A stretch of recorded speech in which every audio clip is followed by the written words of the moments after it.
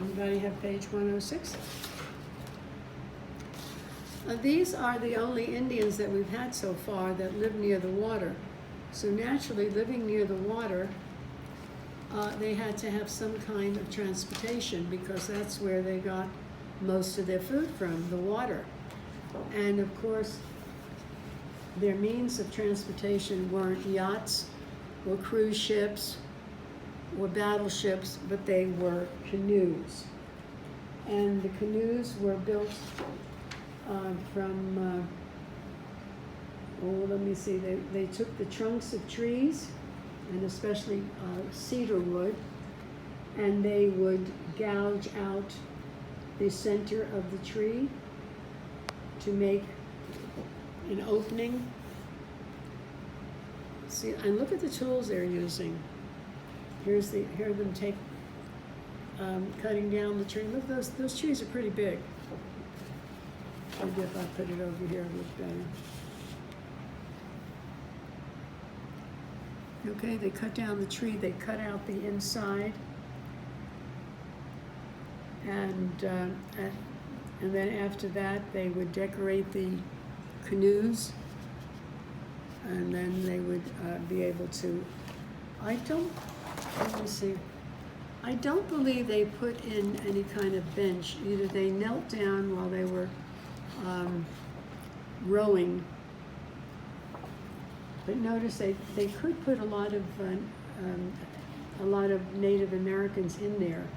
It wasn't a small canoe that only had one person. They probably could fit quite a few people in there. Okay, now let's see what happens in our little story about some of the things that are characteristics of these people. Now, there's two different pronunciations. They're called Tlingit or Tlingit, whichever one is easiest for you to pronounce. I don't know. I'll try both. We're on page 106. Okay. So let's start reading. I'll read with you as you read along with together. The Native Americans who lived along the northwest coast were fishermen. They built sturdy means strong, canoes from the trunks of trees. They took their canoes out on the sea. They hunted fish, seals, and whales in the deep waters. So that's why those canoes had to be built out of cedar wood, which is a very strong. You couldn't do it out of a palm tree because a palm tree would be very soft. Even though our Native Americans here made canoes, but not from those kinds of trees, because they would have to go far out to sea. Now take a look at the, see how many people are in the canoe? Notice the bow, the front of the ship, looks like it has an upside down arrow, a triangle. And he has a harpoon in his hand. And that looks like, well, it could be a whale or it could be a dolphin. Now, one thing about Indians, they preserved their environment. I told you about the buffalo. They only killed what they needed. They weren't like the white hunters that came and just had a hunky-dory time killing as many buffalo as they could and letting their bones and flesh just rot in the open plains. They only took what they needed, and it's the same thing. We have whaling ships out there that kill whales constantly, and there's been a fight not to kill these whales because they're endangered. And the seals, seal skin coats.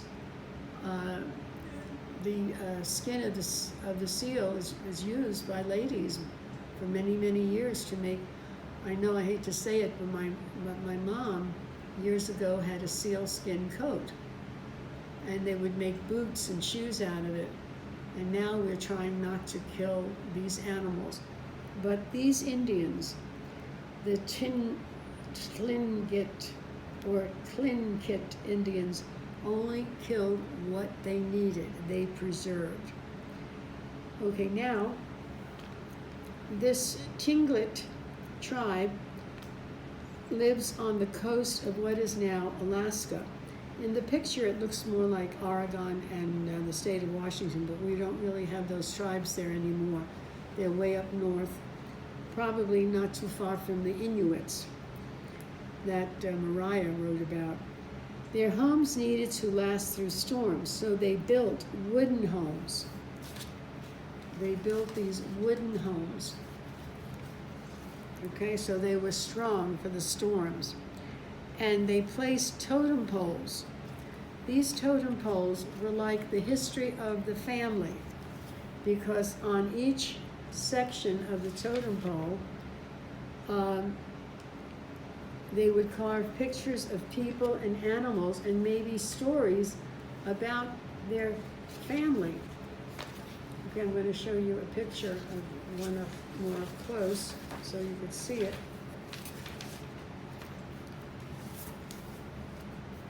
So maybe on the top of the totem pole is the face of maybe, or the symbol of the family. The one here in the book looks like it's some kind of a bird. And then the rest of the faces could represent people or animals. Maybe there's a story behind each of those faces. So they built strong wooden homes. They placed tall poles around the sides of their houses. And then these totem poles were carved with pictures of people and animals. And if you look here, you will see a Tlingit blanket. Look how beautiful that blanket is. Okay? We find that the Native Americans were very, very creative. They were artists. And in anything that they did, in these blankets, the totem pole, the baskets, the weaving, everything was beautifully done.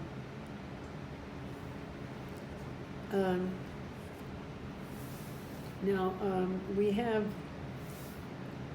their main source of food, as I said, were salmon. And they used wooden traps and nets and spears and poles with hooks to catch the fish. Now, salmon was not only eaten, but it was also used for making oil. Herring and halibut were also another kind of fish that they liked to use. Okay, what I'd like to do is to show you how to make a canoe. If you look at the canoe on, I don't know if you have it on your page 116, but if you see the canoe on the bottom of 107, what I've done here was kind of make a happy face. Make sure that your paper is folded so that when you cut it out, you will have two sides. Now remember, you do not cut out all of the sides. The bottom is kept on the fold. And then you could do it on a smaller sheet of paper. I'm going to just trace mine.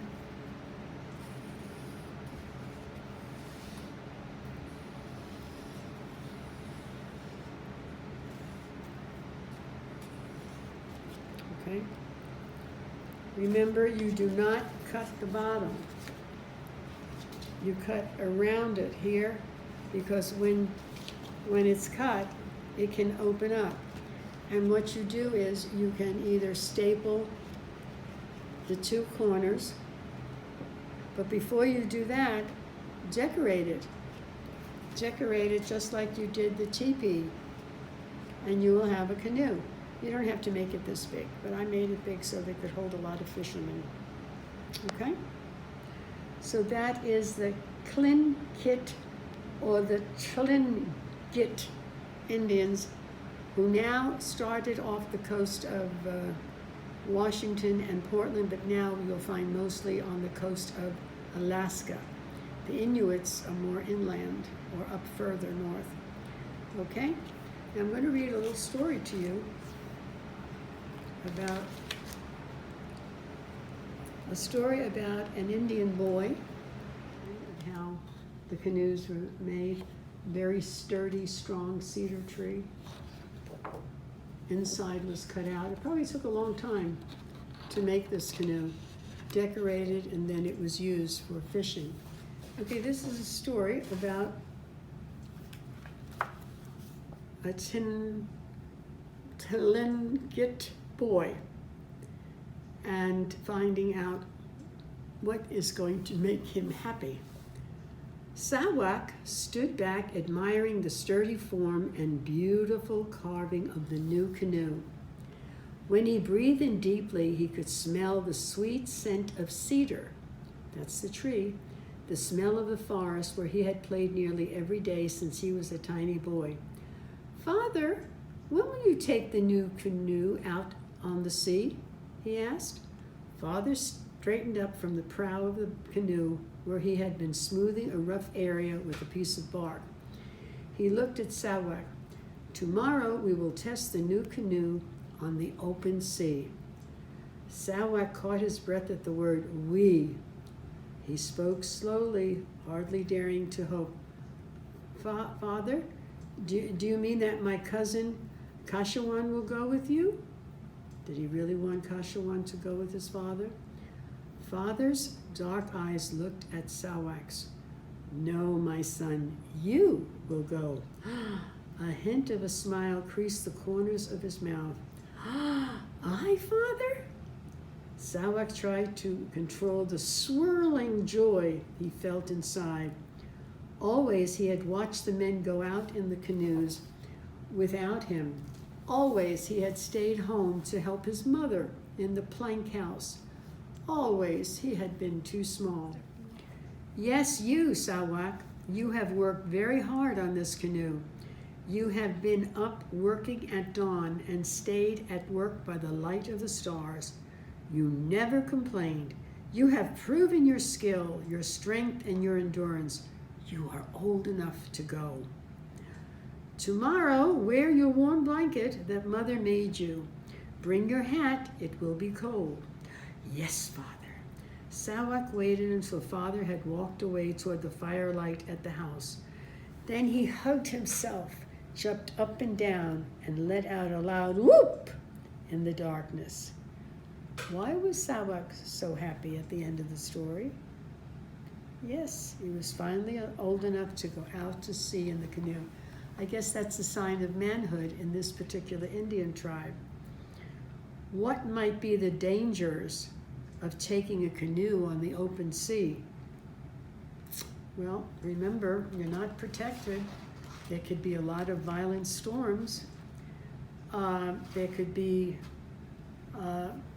sharks out there that could damage your boat and cause someone to fall overboard. What kind of qualities did Father say Sawak had shown that would be important, especially if you're going sailing? What was he able to do? What kind of skill did he have? Well, first of all, he was very strong and he was able to endure. In other words, because he could work hard. He wasn't afraid to work at something. Okay, so what I would like you to do, if you get, as I said, to get a chance, is to make your own canoe and pretend that you are Sawak going out on your canoe. You see the fold? That's why we don't cut it. So we have a three-dimensional canoe.